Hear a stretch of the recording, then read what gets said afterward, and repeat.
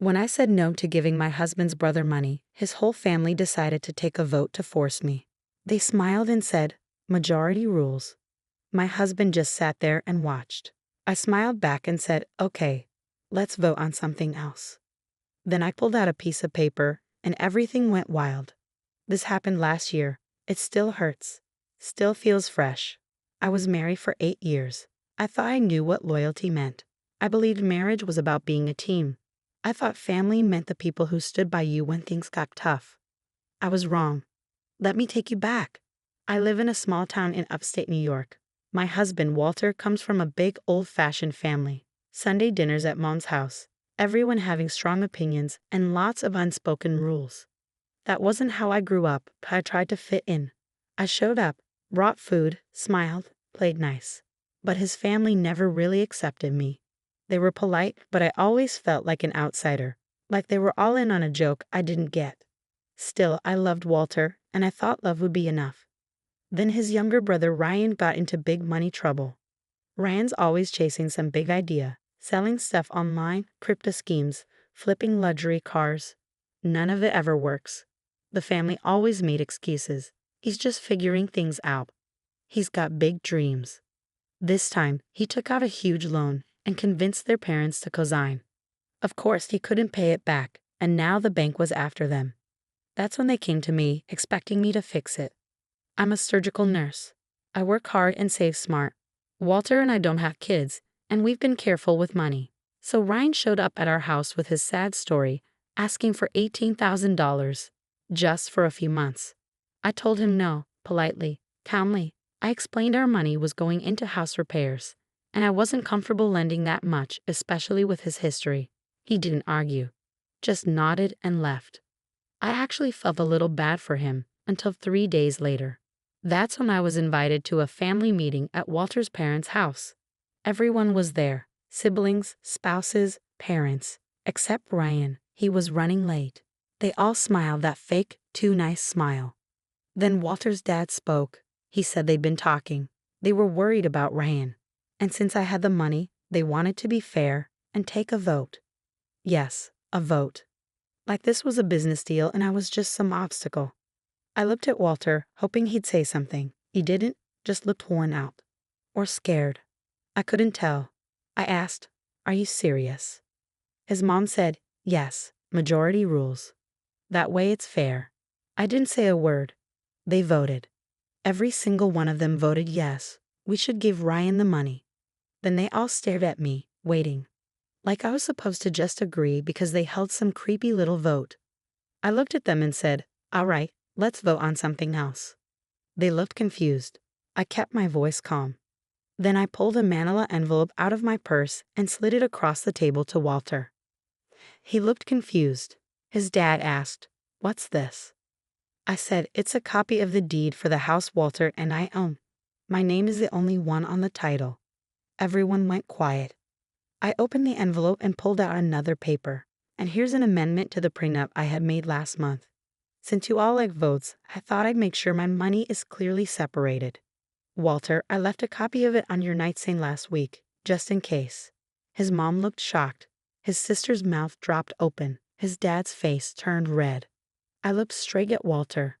"So do you want to vote again? This time about whether we stay married?" He didn't answer. The room was silent. Then Ryan walked in, acting like nothing was wrong. He smiled that same cocky half smile. "Sorry I'm late," he said, sitting down like this was no big deal. He looked around, noticed the envelope on the table, and saw everyone's faces. "What did I miss?" he asked, grinning. No one said anything. His mom cleared her throat. "We were discussing options." I looked at Ryan and said, "I told them no." He tilted his head. "Yeah, and we voted." I smiled a little. "Right, and I voted too, with legal papers." That wiped the smile off Ryan's face. He looked confused, trying to figure out what just happened. That's when I realized. He didn't know about the prenup change. He didn't know I was serious. He looked at Walter. "Dude, what the hell?" Walter just sat there, still not saying anything. Ryan lost it. He stood up and yelled, "You're just going to let her do this? Let her embarrass us like this?" The word us hit me hard, like I wasn't a person, just some enemy to him. Walter opened his mouth but still said nothing. That's when Walter's dad slammed his fist on the table. "This is not how family works," he shouted. "You don't bring lawyers into family matters. We are not strangers." I leaned forward. "You made this a business deal when you voted like that. You treated me like a bank. I'm just responding the same way." His face turned purple. That's when the next twist came. Walter's sister, Morgan, quiet and always keeping to herself, spoke up. She said, "I'm tired of pretending too." Everyone turned to her. "I gave Ryan $10,000 last year. Never got it back. I didn't tell anyone because I didn't want drama. But now, I'm done staying quiet." The room was silent. Ryan blinked. "What are you talking about?" Morgan laughed, but it was bitter. "You promised to pay me back.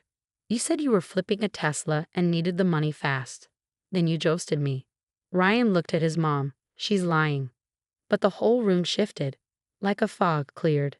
Then Walter's youngest brother, Jason, spoke up. "I thought I was the only one," he said quietly. "I gave him $5,000 on my credit card. He said it was for a course. That was 2 years ago." Suddenly, it was like everyone started speaking up. A cousin, an uncle. Even Walter's mom looked shocked. Turns out, Ryan had been asking for money from everyone, always with promises and lies. I just sat there silent, watching everything fall apart. Ryan tried to yell over them. "You're all just trying to make me look bad." I leaned back in my chair. "You didn't need help with that." He turned to Walter, panicked. "Say something, man." Walter finally looked at me and asked, "When did you change the prenup?" That was it. No apology. No offer to talk. Just that. I stared at him for a long time, feeling exhausted, not sad. "About 6 weeks ago," I said, right after Ryan's last opportunity came up. His mom was crying now. His dad sat down, drained from the fight. Ryan stormed out. No one followed him. I grabbed my purse. Walter stood up like he was going to follow me. I held up my hand. "Don't." And I left. But that night, I got a message from Morgan. She wanted to talk. What she told me changed everything. I thought I knew about Walter's family and my marriage, but trust me, the story gets darker. Let me know if you want part 3. That night, I couldn't sleep. I just lay in bed, staring at the ceiling, hoping to feel something. Anger, sadness, clarity. But nothing. Just silence. Around 2 a.m., I finally opened a message from Morgan. It said, "Can we talk? I know things I didn't say earlier. You deserve to know." We met the next afternoon at a coffee shop in town. Morgan looked tense but calm. She didn't waste any time. "I don't know how to say this without making it worse," she started. "But I've been waiting for someone to see through Ryan. And maybe Walter too." That last part hit me hard. I asked her what she meant. She took a deep breath. "Ryan's been using people for years. But Walter, he's not just a bystander." I didn't understand at first. Then she said something that made my stomach turn. "You know that crypto thing Ryan tried last year? The one that blew up and left him broke?" I nodded. "Walter was involved. They did it together. That's where most of Ryan's debt came from." I just stared at her, speechless. She pulled out her phone and showed me screenshots, messages, emails, even a payment trail. Walter wasn't just aware of Ryan's messes, he was helping him. Moving money between their accounts, covering for him. I felt dizzy. "He told me not to say anything," Morgan said softly. "He promised to make things right." I believed him. But now I see he was just protecting himself. I whispered, "He used our savings." Morgan looked at me but didn't answer. She didn't need to. I remembered something. A few months ago, I saw a big withdrawal from one of our accounts. Walter said it was for emergency repairs. He even showed me a fake invoice. I believed him. I felt sick. Morgan reached out and touched my hand. "You weren't crazy. You were never crazy." I nodded slowly, then asked, "Why are you telling me this now?" She hesitated and then said, "Because I found something else out." I braced myself. "Walter and Ryan went to your parents last month. Tried to borrow from them too." I blinked. "What?" "They told your parents you were thinking of investing in Ryan's new business. They wanted your parents to get in before it launched. Your mom called me after you left last night. She was worried. That's when I realized they're not just using you. They're trying to sell you out." I couldn't breathe. They had gone behind my back, using my name to trick my own parents. I stood up, needing to move, think, do something. Morgan grabbed my arm. I know you're angry, but if you're going to do anything, be smart. Be one step ahead. I'll help. I asked her what she meant. She smiled, but it wasn't a happy smile. It was sharp, tired. I've been keeping track of everything for years. Bank records, texts, emails, screenshots. You want to make a clean break? You'll need proof. That's when the numbness cracked. Something inside me snapped into place. I wasn't going to let them use me anymore. Not Walter. Not Ryan. Not any of them. I looked Morgan in the eye. Send me everything. And she did. By the end of the week, I had enough evidence to ruin them, financially, emotionally, and legally if I wanted to. But I wasn't done. The more I dug, the more I found. Walter had another secret, one that had nothing to do with money. One that explained why he never defended me and why Ryan had so much control. A week passed. Every day, I found something new. Another transfer, another lie, another thread in the web Walter and Ryan had created. I had Morgan's folder. I had my bank records. I even checked my credit. Walter had applied for 2 credit cards in my name, never used them, just kept them there, probably for the next scheme. The night of the final confrontation, I didn't plan for it to explode like it did. But it did, and once it started, it didn't stop. Walter's mom invited everyone to another Sunday dinner. Same house, same table. This time, I agreed. I had one goal. I wanted everyone in one room. When we got there, the atmosphere felt fake, forced smiles, tense laughter. They thought the storm had passed. Walter sat next to me like everything was normal. He kept checking his phone but smiled whenever someone looked. Ryan wasn't there yet. Late again. Typical. I waited until the food was served, drinks poured, and everyone was comfortable. Then I stood up and said, I think it's time for one more vote. They froze. Walter looked at me, confused. I pulled out a small stack of papers from my bag. I didn't make a big scene. I just laid them on the table, one by one. This, I said, pointing at the first paper, is proof of a joint bank account between Walter and Ryan. Opened 3 years ago, nearly $60,000 transferred, most of it from our accounts, some from loans.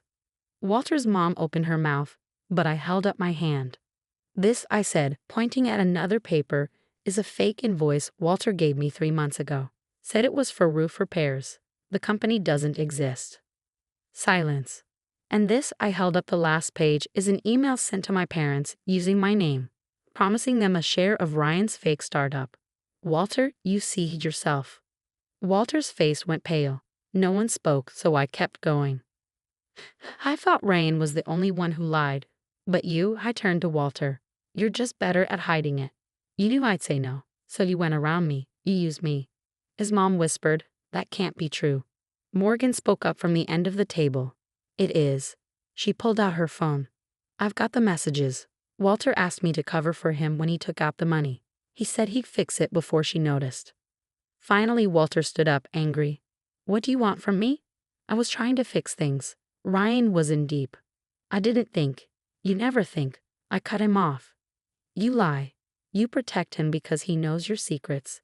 That's why you never defended me, isn't it? Walter looked at me, and for the first time in all of this, he looked guilty. I stepped closer. What does Ryan have on you, Walter? Silence. He blinked, swallowed, and then muttered, It's not like that. Then what is it like? He looked around the table, at his dad, and then at Morgan. And then he cracked. He covered for me, years ago, when I got into trouble at a job. I falsified reports. I could have gone to jail. He took the blame. I owed him. The room went silent. Walter's dad spoke, quiet but furious. You lied to us. To her, you used your wife to cover a debt you should have paid honestly. Walter looked down. I didn't know what else to do. She always had control over the money. I need a way to fix it before she noticed. That word again. Control. He saw me as the one with the money, the power, the gatekeeper. Not as a partner. Just as a tool. I didn't yell. I didn't cry. I just reached into my purse and pulled out one last paper. I placed it in front of him. He stared at it and opened it. His face dropped. It was a divorce petition. Already signed by me, no drama. No shouting. Just an end. Majority rules, right? I said quietly. Well, I vote to leave. Then I turned and walked out. No one stopped me. Not even his mom. That night, I stayed in a hotel. 3 hours later, Morgan texted me. He left. No one said goodbye. The fallout happened fast. Walter called me, left a voicemail. Crying. He said he was lost. Said he didn't know how things got this bad. Said we could rebuild. I didn't answer. 2 days later, I served the divorce papers. Turns out, the prenup update and all the documents helped more than just saving money. It saved me from dragging out a divorce I never knew I'd need. Guilt over. Morgan kept helping. She even decided to take legal action against Ryan for the unpaid loan. Ryan disappeared for a while. He deleted his social media. People say he's living in New Jersey now, working under a fake company. Walter moved back in with his parents. The family dinners stopped. I wish I could say I walked away clean, but I didn't. There were nights I cried myself sick. Nights I wondered if I'd made the right choice. 8 years with someone who looked me in the eye and still chose lies over truth. It sticks with you. But now, I sleep peacefully for the first time in years. And if there's one thing I learned, when someone says majority rules, remember this. You don't need a vote to leave a burning house. You just need the courage to walk out the door. And I did.